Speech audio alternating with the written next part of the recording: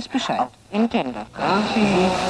Welcome to the most forward-thinking, inspirational podcast on the planet. Prepare to reevaluate everything you've been taught.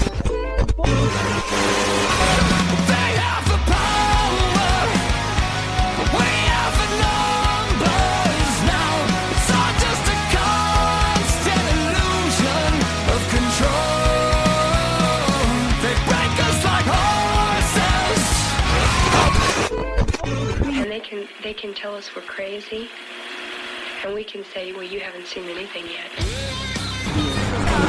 Everything you knew was a goddamn lie. Would you up and explode like it's the 4th of July? Possessed by perfection in this land, if you're awake, you're the enemy.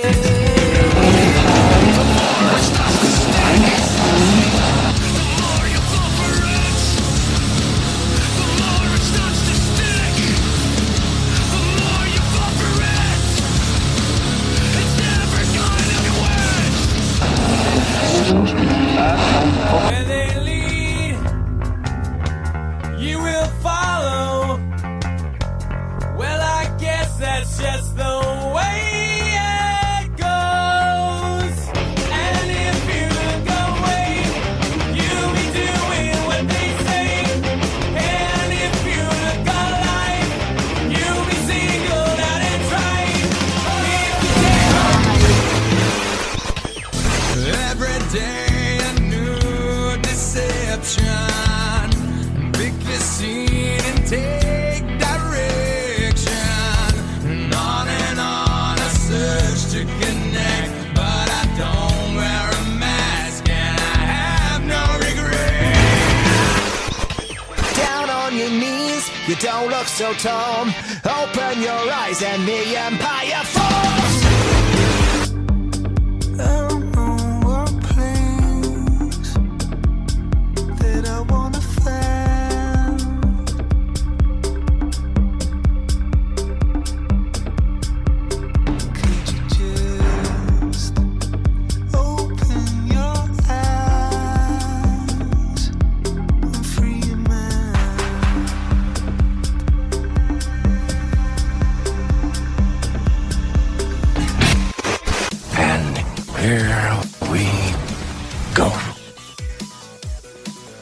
Ladies and gentlemen, welcome back to the Mental Mastery Alliance podcast. Today, we're going to do a fun little mailbag episode. So, every now and again, I ask you guys to send us your texts, 647-338-1265, free on iMessage. Ask us your questions. Ask me your questions. Share your opinions. Get your stuff out there. Today, we picked 5 topics. Questions, mailbag from text messages, not mailbag from Instagram. Also fun. Mailbag from Instagram is very entertaining. But this is you connecting with us directly. 647-338-1265. You can call and leave a voicemail if you like to. But text messages, as they're coming in. Sorry for the delay on that. I got distracted, but I also don't like editing things, so I'll leave it in. Or I'll cut it out. A little second. If I can see it at the end of the episode, I'll cut it out. If not, sorry that you had to listen to me stutter for 4 seconds. So we do the mailbag. And we talk about all kinds of fun stuff. There's some that are in here that actually had me do some research. And I thought that was kind of cool. Like, are you guys familiar with this second moon business? Anyway, we'll get into that too. So these are always fun episodes for me to do. I love them. I enjoy them. I like connecting with you guys. Like I said, I love finally actually talking. We do a lot of talking on the Instagram. We try to connect with everybody that messages. But remember, the bots are massive.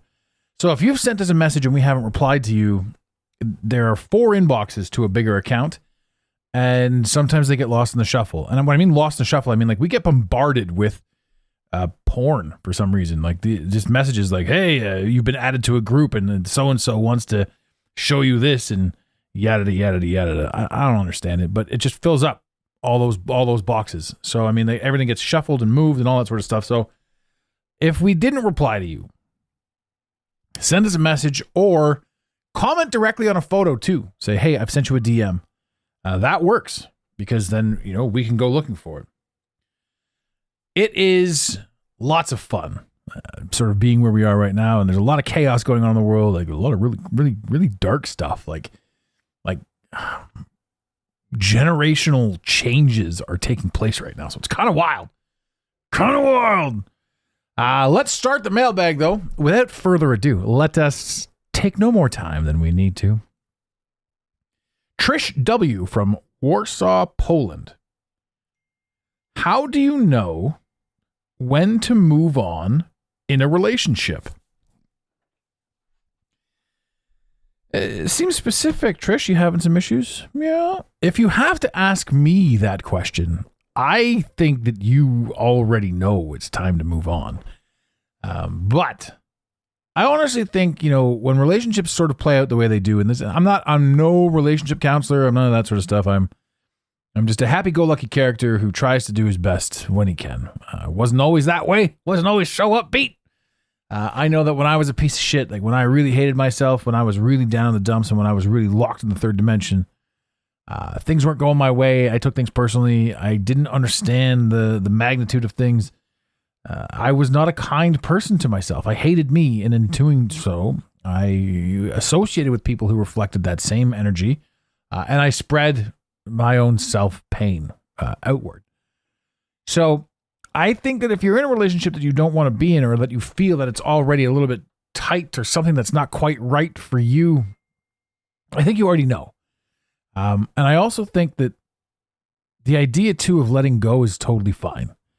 It doesn't matter how long you guys have been together. The idea is if you're not happy, like a relationship should be you waking up super excited to understand, comprehend, be with, share moments with. There should be no walking on eggshells or wondering what they're saying, thinking, or doing. Like a true person who's completely in love with themselves and wants to share that love with you will absolutely stand tall, stand firm, address to you that they love you, that they're part of you, that they're carrying everything that they do forward with you at mind. This is real and true and authentic, and it comes from being able to love yourself first. A lot of us can't do that. I couldn't do it for years. I was never prepared to date. I understood that. I am prepared to date now. I am dating now. But that came from years and years. I'm 44 years old, and I was literally just in 7 years of self-induced solitude. I needed to work on me. So I suggest to you, Trish W. from Warsaw, Poland, that you perhaps should work on you in this scenario. And whether he stays or goes, as long as you are focusing on you and putting you first, you become your priority. It doesn't really matter what he's up to. You start loving yourself more and more and more. You start vibing higher and your frequency changes a little bit more. You're going to start attracting beautiful things of all nature and all walks of life towards you. I think that's kind of where you are. And honestly, I wish you the best of luck, and I want you to be happy. I want everybody to be happy. But we need to go through ups and downs. In the infamous words of Beavis and Butthead, you've got to have stuff that sucks to have stuff that's cool. So I hope that works out, Trish W.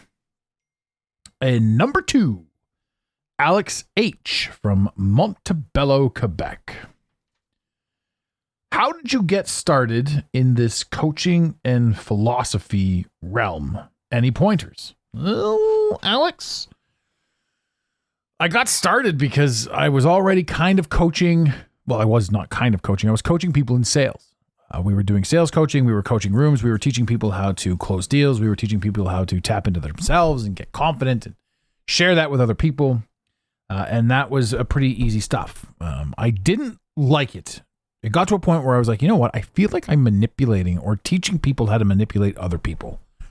And it really didn't sit heavy with me. And as I was going through my changes and my alterations in my life as it was progressing, I felt that I needed to change. So I basically stopped altogether, walked away from a high 6-figure company or high 6-figure earning, and pivoted to coaching, personal coaching, business coaching, life coaching. And it was kind of funny too, because, you know, a lot of things had changed and a lot of things were going on in my life and things just weren't working out and weren't focusing well. And you make these adjustments. It's funny because I'm sitting here and I'm thinking about this. This is a good question because there's a huge gap that took place as well. The COVID years where things were really good business wise, because people were like, well, they've just kicked me out of work. How are you successful? How are you doing this? And you know, we worked through it. But I think back to actually getting started on this, and there wasn't a lot of money. There wasn't a lot of money to do it, and I had racked up. I don't want to say tons of debt, but I certainly racked up a ton of bills when I was doing the sales marketing and all that sort of stuff. I had all kinds of bills, massive house, overly priced car, and all that sort of stuff. And when you downsize and unload all that sort of stuff, you still have copious amounts of bills to pay. So we were hemorrhaging cash. And this was at the time that I just said, I'm walking away. I said, this ain't for me no more. And I took my ball and I left. Started my own company. This was 2013. And I don't want to say struggled through, but I'm going to say struggled through. I've fought through a lot of shit. Mostly I fought through my own self-worth, self-ability, self-understanding and comprehension. And why would anybody listen to me? And I didn't really have a proper mentor at the time. I used audiobooks. I listened to great authors like Jim Rohn and Malcolm Gladwell, authors that were philosophical. I listened to Ram Dass. I listened to Alan Watts. All these people talk about all these things. And I started speaking on what resonated with me. It wasn't until 5 years later that I started the podcast. And starting the podcast allowed me to vent. So I was able to get things off my chest. I was able to put things out into the open. And in doing so, I was able to create more space inside me to take in new stuff and to understand, you know, my capabilities. And then as far as the business goes, the websites and all that sort of stuff, there's this huge mark in me that was like, hey man, you know, we have to create, and I outsourced, I overseas all this sort of stuff. And then I got jacked and robbed, because it's a shady world. So I literally had to teach myself how to do everything from the ground up, which is what they tell you to do in any good business school. You can't be the CEO unless you've been the janitor. And it's a really good piece of advice, and it's truthful. So how did I get started? Happenstance. Why am I in philosophy? It was the one thing I absolutely adored. Any pointers? Man, stick with it. You can reach out to me too, Alex, if you're listening to this. Shoot me a message or an email. Adam at the Mental Mastery Alliance. I will talk to you sort of one-on-one if you're looking to get into something like this. Every single person is unique. They're different. I'm down. I'm down to help out. Shoot us a message. And anybody else listening, if you have any questions, Adam at the Mental Mastery Alliance. That's my direct email. Send me an email. If I can help, I will help. If I can't help, I'll let you know that I can't help. Let's see here. Number 3, Laura M. from San Jose, California. I've never been to San Jose, California, but I'm a huge fan of the San Jose Sharks. What? Oh, this is a boring one. Sorry, Laura, this is a boring one. What's your take on Trump-Harris? Why did this one get selected? I don't know why it got selected. I guess it needed to be talked about. And I'm not knocking you. I'm not saying it's a boring question. That you're asking. I mean, it's a valid question. I mean, what do you people want to know what I think? I talk about it enough. Not so much them, but the idea that the politics are just an ultimate distraction. I saw somewhere today, it actually made me laugh. They said people are showing these clips of Snapchat. There's an AI feature in Snapchat, and they're asking AI, hey, let's pretend it's the year 2030. Who was the president last year? And they're like, oh, the president last year was Kamala Harris. And I was like, oh, well, isn't that fancy? So what's my take on it? I think that prior to Trump becoming the president, who was it? It was Obama, right? And before Obama was Bush, and before Bush was Bush, and before Bush was Reagan, and Bush Sr., and Bill Clinton. And all of these guys seemed like politicians because we were young and foolish. We didn't know any better. But politics to me, now I look at this stuff and I'm like, these guys are all pariahs. I mean, I'm very familiar with Epstein. I'm very familiar with Pizzagate. I'm very familiar with all of these Anthony Weiner's laptop. I'm very familiar with John Podesta and Chester Bennington. Go ahead and look both those guys up. I'm very familiar with how it all works. I'm very familiar with the Hillary Clinton kill squad. How could I say these things out in public with, oh God, there was a time where, you can't say these things. I'm very familiar with all of it. And, I just know that the whole thing's a scam. The older I get, the more I watch things like Canadian. I'm a Canadian, obviously. And I watch things like all of our tax dollars, we're sending billions of dollars to Ukraine because they're at war with Putin on the surface level. So they tell us this stuff. They give us this. They feed us this bullshit, this tripe. That doesn't mean that there isn't bombs going off and things happening. But I'm telling you right now, nothing is as it seems. So what's my take on Harris-Trump? Distraction. Big time distraction started when Trump showed up. Trump showed up and disrupted the system. When I say the system, I don't mean the political system of left and right. I mean the observatory reality in which we all reside. This guy is a talk show host. Now, he's not the first actor to be president. Reagan was also an actor who turned into a president. What's his name over in Poland? That guy... Ukraine. That guy was Zelensky. He was an actor who played the president of Ukraine for 4 years. And they ran his political campaign out of the studio and his office out of the studio. It's all a farce. All of it's a farce. None of it's what we think it is. World War II, World War III. It's old men sending young men to war. It's all population control. But what's population control? Because population control is also another facet and factor of this whole simulation. I go deeper than left or right. I believe the left and the right are both aspects of the same bird. They're both wings of the same bird. I believe it's a distraction. I believe it's a piece. It's a thing. The absurdity of Donald Trump as president and all of the things that happened, it really had you ask questions. And they followed that up by putting in an absolute meat puppet. There's no way in hell Biden could form a sentence, let alone have any discussion with any world leaders about anything with any sense of relevance whatsoever. And they paraded him around like he was some sort of actual real person, which is absurd that this guy could run the country, like a business. This guy could barely run the bathroom. And that's not ageism and that's not violence towards old people. That's them mocking all of you by saying this guy can't form a sentence, yet you think he's your president. Right. Anyway, absurd. So yes, Laura, I take back what I said about that being a foolish question. It's a great question. What is my take? My take is we have to look past and beyond all of it. Who's going to win? I don't know. Is it important? It'd be interesting to see what happens when Trump wins, how the media reflects. If Harris wins, it's a joke. This girl's another girl that can't form a sentence. Her entire political campaign is tripe. And she just says whatever she needs to say to whoever she's talking to. None of her stuff makes any sense, or there's no cohesion to any of it. But I'm not political, right? And if somebody out there is like political, like, yeah, you don't understand. I'm like, honestly, I'm not going to vote. I'm not going to vote for anyone to rule over me. I think that it's absurd. I think it's archaic. I think the idea that we need rulers is a joke. And I think that whatever this reality is trying to show us that it's a joke and that we shouldn't fucking pay attention to it, honestly. How do you walk away? How do you break free from the insanity? I don't know. One person at a time, essentially. Stop voting. Stop caring. Stop giving your money. Stop paying taxes. It's all garbage. It's all tripe. It's all trash. None of it makes any goddamn sense. Yeah.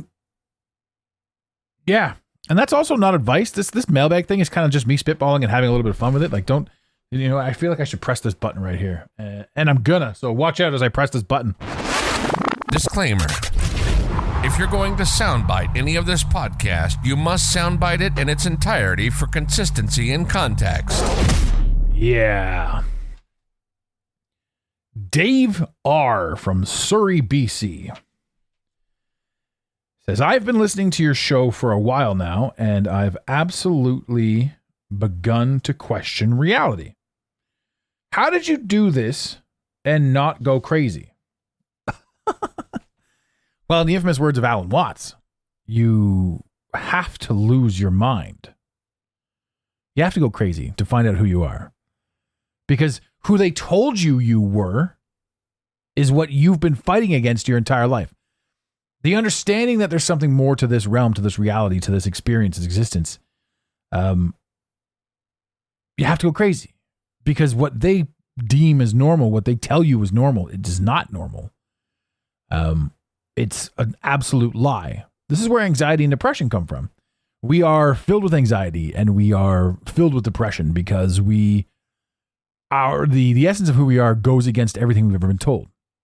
Yet we don't have the ability to argue or defend or fight for these things. So we just have to accept them at face value, yet fundamentally know that they're not correct. So it's a wild spot to be in. So yes, Dave, I went crazy. I still believe that I am in the crazy realm. But at the same time, I'm happier than I've ever been. I understand things. I see things. I spot patterns faster now than ever before. And there's so much material out there right now that can help you see things too. That, just any kind of book, any kind of philosophy, again, anything by Alan Watts is phenomenal. Just understanding that you're not alone. Like when I saw the Celestine prophecy for the very first time, I couldn't believe it. It was my very first experience with something that resonated with me. I was like, holy shit, there's a movie about this? Like, I'm not alone? This is madness. Because I thought I was crazy. And then, again, the further down the road you go, you realize that you are actually a manifest creator. You are quantum creating everything. Everything that's inside your head is what's becoming a reality. Yet we have it backwards. We believe that we're reacting. In some cases, we are reacting. But for the most part, we are projecting and we are creating. And we got here a little bit beforehand. Anyway, I digress. Dave, you're going to go crazy. You're going to go even crazier, but you're going to find yourself in the process. And that's one of the greatest possible outcomes of this whole thing is you really get to figure out who you are. And that's a really cool and fun journey. So congrats, brother. And good luck on that. I love it. Let's see here. Number 5. Varma M from Lima, Peru. Have you heard of the second moon Earth will receive? What do you think it really is? This one, I looked at this when they were given to me earlier. I'd not heard of this. I'd not heard of the second moon. So I had to do some research on it. I gotta figure this out. What the hell are you talking about? Second moon. It says astronomers have just discovered that a small asteroid, 2024 PT5, which will be temporarily caught in Earth's gravitational pull, gravity doesn't exist, orbiting our planet for just 2 months before slipping away into space, starting September 29th. This fleeting mini-moon will make its brief appearance, only to vanish by November 25th. What could this be, they say? What could it possibly be? Honestly, I have no idea. But I'm one of those fun people who doesn't believe that the Earth is exactly what they say it is. And the moon, to me, is one of the most fascinating things in the entire world. Now, they know what it is because they're telling you when eclipses are going to happen. And of course, eclipses are the Earth passing between the causing a shadow. Lunar eclipses, ladies and gentlemen, happen constantly. A lunar eclipse is continually happening. It's called the moon cycles. Yet people don't grab it. They don't understand it. They don't see it. They're like, oh no, the lunar eclipse is all in one night. Ha ha! Ha ha! What's happening, in my opinion, with regards to the moon, and I know it's a little bit off topic, but since we're here, let's talk about the moon. What's happening to me, in my opinion, is like, when you see a spotlight on the stage and they slide in the green card and the spotlight turns green, then they slide it out and they slide in the red card and the spotlight turns red. Well, this to me is what we're seeing. There are pieces of film, there are there's something in the atmosphere between us and the moon that we can't see, the naked eye cannot see. We don't have the ability to see. But somebody does, somebody somewhere does, and there's something to see, and they can spot this, and they say, oh, it's going to happen every so often, every year, but they can predict these things because they already know. They see it. They know when it's coming. They see it coming. They understand the math behind it. But there is no difference between an eclipse and the phases of the moon, because the phases of the moon is the same thing. A piece of something is just passing by. It's just some sort of opaque thing that we can't see passing over the moon. It's not a shadow. It's not a reflection of the sun. It makes no sense whatsoever that that the sun is bouncing off the moon, and it's so bright that it can light your way home. Not only that, but moonlight. So sunlight, when you step into the shade, you cool down, right? But moonlight is actually cooler than the shade. Is that right? Am I saying that right? Yeah. So sun's hot, shade's cold. Moon's cold, shade's warmer. Moonlight is colder than the shade. You step into the shade to warm up, as it were. It's only a couple of degrees, but it's the truth.